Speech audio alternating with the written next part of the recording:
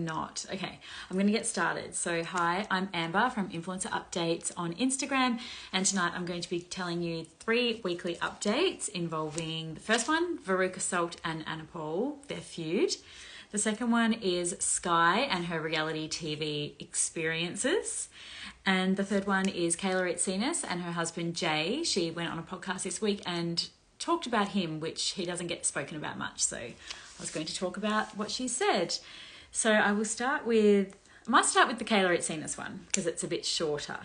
So Kayla Itsines, she went on a podcast this week, the Mamamia Out Loud podcast, and she was interviewed by Kate, what's her name? Oh, I do know her name, but she was interviewed by like a guest host, Kate, and she spoke a lot about like her business and how it all started and just like went viral, and how Toby and her were like really great business partners but not great life partners, and how she just woke up one day and knew that she wasn't supposed to be with him anymore. And then that's when things got interesting. So she mentioned that it was when she sold the business, her best friend Jae was the first person she called to tell. And she like kept maintaining this narrative that they were best friends even when her and Toby were together. And then they ended up being single at the same time. And he suggested that they couple up together because it would just make sense, because she's a very intimidating person and like it would be hard for people to date her. And yeah, it was interesting. She said that she felt weird about it at the time because they'd only ever hugged 3 times. Like she was making it very clear that nothing had happened prior to them both being single. And I think that that was her way of addressing that there might have been some cheating going on, because Jae used to be, I think, engaged to one of Kayla's friends, Lauren. Although maybe they were friends because of Jae, I'm not sure, but they had gone on like couples holidays together, like Jae and Lauren, as well as Kayla and her boyfriend at the time. So yeah, I think she was just making it very clear that there was no cheating that went on in their relationship, like at the start of it.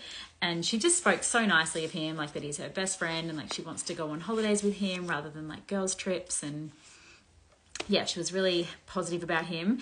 Then she was questioned about what does he do for work, and she said he owns houses, at which point Kate Langbrook, people are writing here it's Langbrook, Kate Langbrook questioned Kayla further, and Kayla confirmed that he owns houses for people with acquired brain injury. And he also, I think that he does up luxury cars. So he recently purchased a new car, which was about $700,000 estimated value, like some sort of fancy car. And I was assuming that Kayla had paid for it because she is a very wealthy person, and like who else would have that sort of wealth to buy a $700,000 car? But I think that this might be a side business for him. And in terms of the housing of the people with acquired brain injuries, I think that rubbed quite a few people up the wrong way, because if somebody who that's their business, housing people with acquired brain injuries, and then they're earning enough money to then go buy themselves a $700,000 car, that doesn't look great. It looks like they're taking advantage of vulnerable people.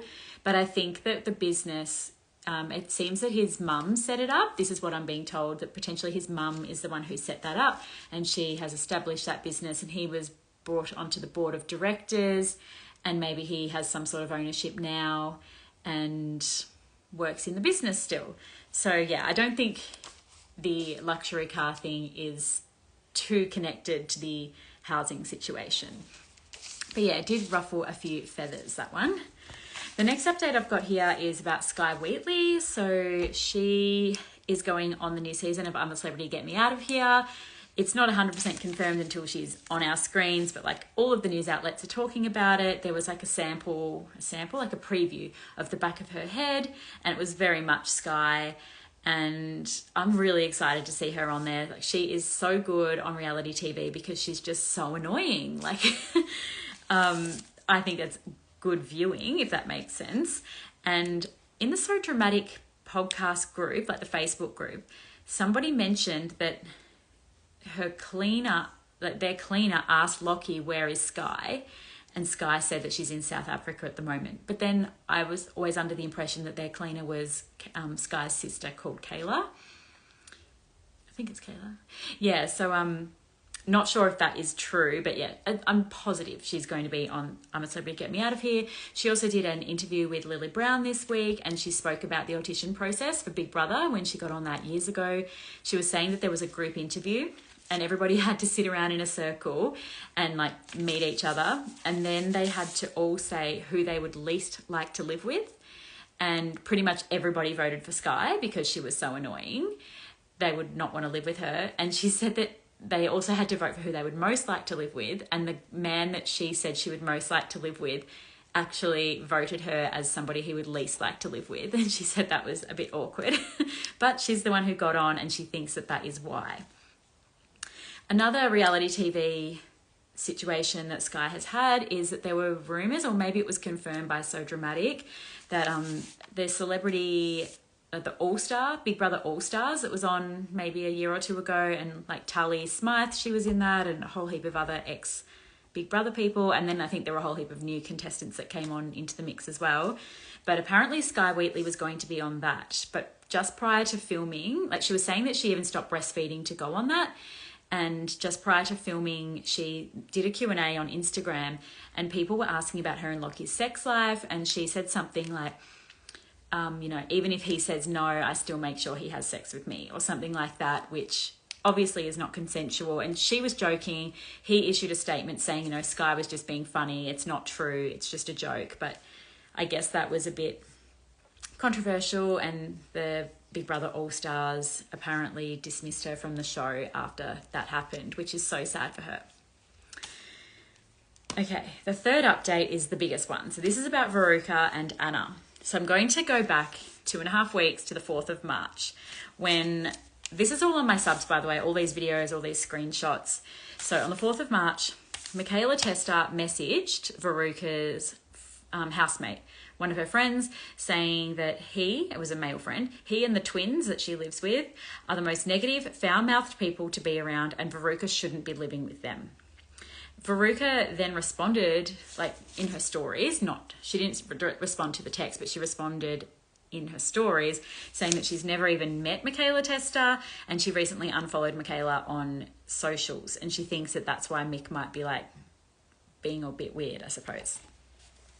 So that was their first sort of beef, I guess.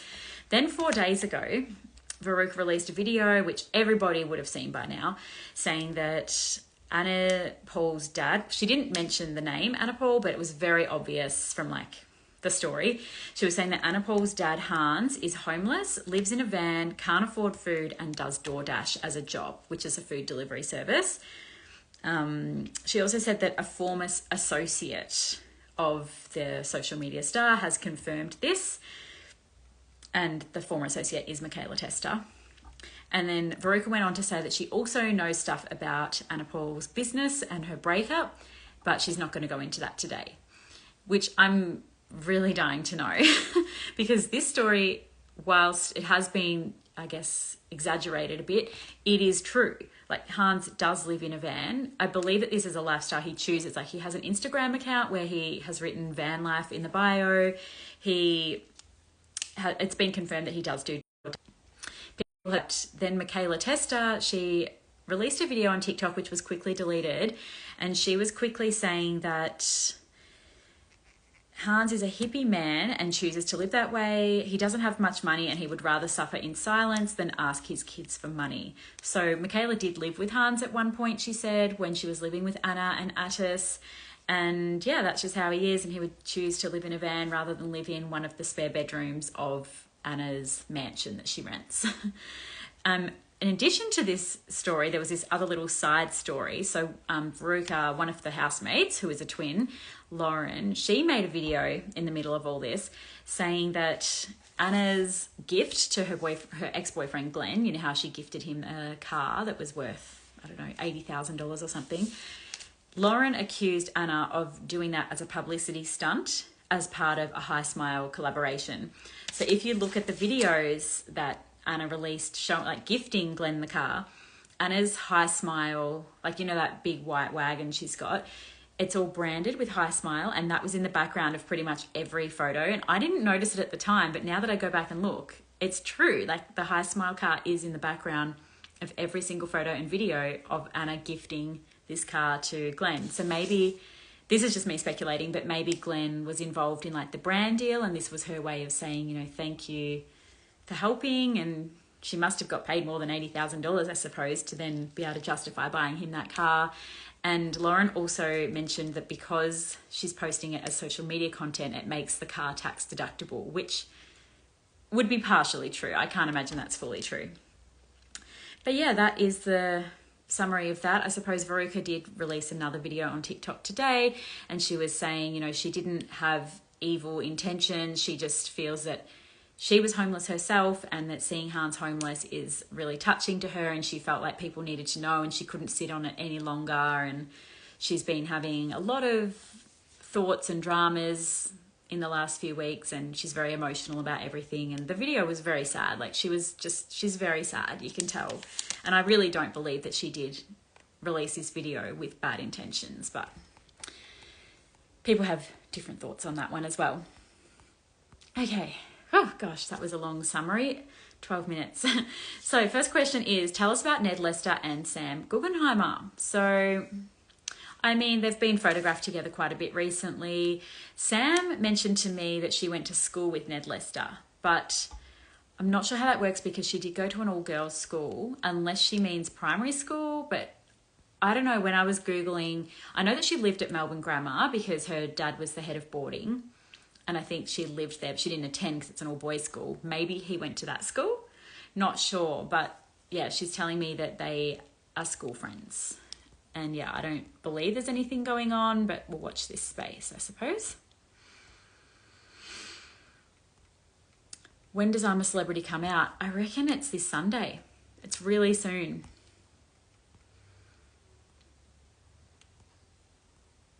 Skye makes great reality TV and has the personality for it. She started out that way and I can't wait to see her on it. Yeah, I totally agree. I feel like Skye is going to be super dramatic on the show.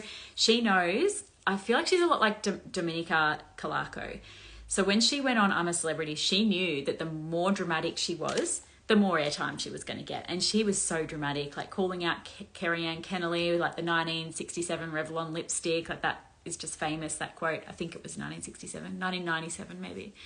And yeah, I think Skye's going to be the same. She's going to be in there trying to get as much airtime as possible, trying to be as annoying as possible, because that will get her more airtime. And also, I think that whilst that will get her a lot of haters, it will also get her a lot of fans, because people will find it really funny to like vote her into the challenges and things. She'll be great. I also think it's really cool Brit Hockley's going on there. So yeah, she's also been on a lot of reality shows, and I think that Brittany has to be more cautious of what she says and does because she is a media personality now rather than an influencer. But yeah, it'll be interesting to see her on there as well. Thoughts on the Outspoken triplets now writing for Mamamia? I mean, I read all their articles. I think it's great. I love influencer content, and the more of it, the better.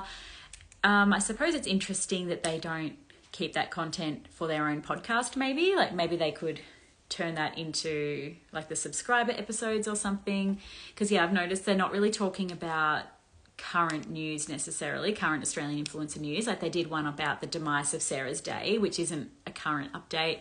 They also did one about that influencer, I can't remember her name, it starts with E, the one that like was huge, and then at the peak of her career she just decided she's not going to do social media anymore because it's toxic. So again, that's not even an Australian influencer.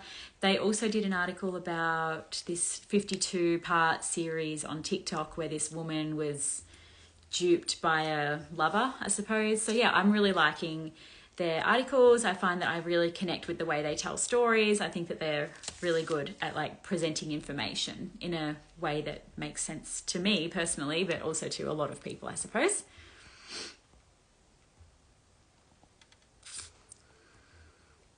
People are fighting in the comments. I mean, let's not fight, guys. Let's not fight.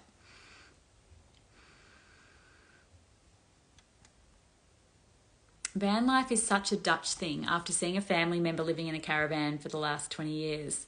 Okay, maybe he is Dutch, Hans. I know that the mum, I think, is German. I thought both of the parents were German, but I guess that is close to Holland, where Dutch people are from. it's like Skye being on Lily's podcast. She knows how to get people hooked and making it interesting. Yeah, I feel that she did make the podcast very interesting. Like, there were a few things where Lily was like, oh, am I allowed to ask you about this? And she's like, yes, babe, of course. You know, her voice, of course, that's how she would say it like that. But she spoke about even like the mansion that she's been renovating. It was really funny about that. She spoke about like what it's like having children and like how horrible it is sometimes, but also it's amazing. And yeah, she didn't stray away from controversial subjects. She was really good.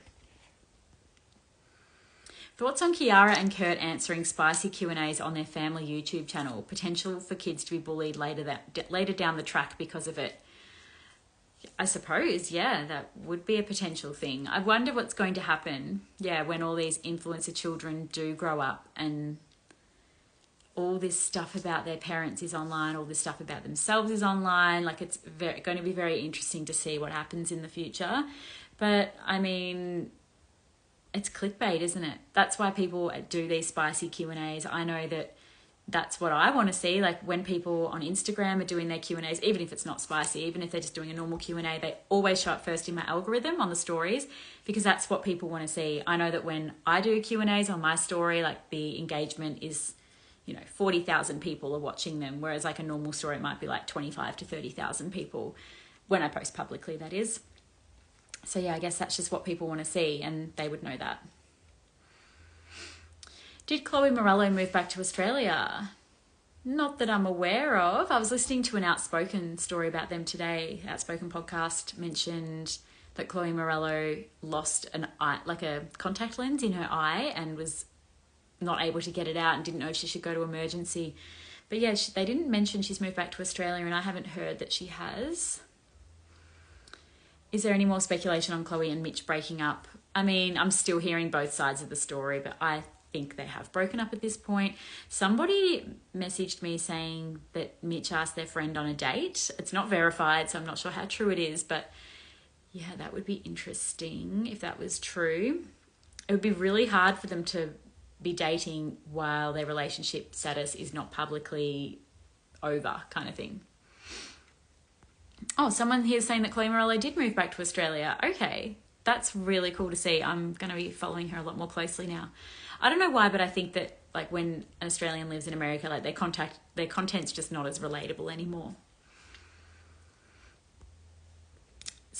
Someone's saying here she's moving in the motel that's been renovated that her parents own. Oh, she's going to live in a motel. That is so cool. All right, well, someone else has just submitted a question now, and then this will be probably the last one, and then I will head off. I cannot get past Steph Claire Smith saying how her husband picks his nose and eats it and can openly talk about it online like it's not absolutely disgusting. Wow, that is an ick for me. Like, if my husband picked his nose and ate it, I don't know how I would react, but that is, yeah, really gross. I do love their podcast, how they do talk about like really gross subjects and if people do them and don't, but yeah, that is crazy.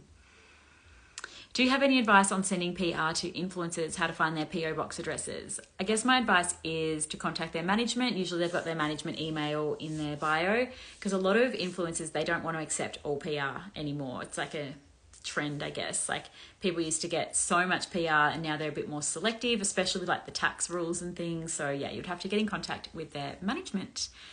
But yeah, that's everything for this week. Thank you to all the new subscribers I got this week. So Aussie Influencer Opinions, she posted my account on her story and like tagged it, and I got a whole heap of new followers and a whole heap of new subscribers. So hopefully they're enjoying the subscription content. And Chloe's last name is Morello. All right, well, thank you everybody for tuning in, and I'll talk to you all soon. Bye.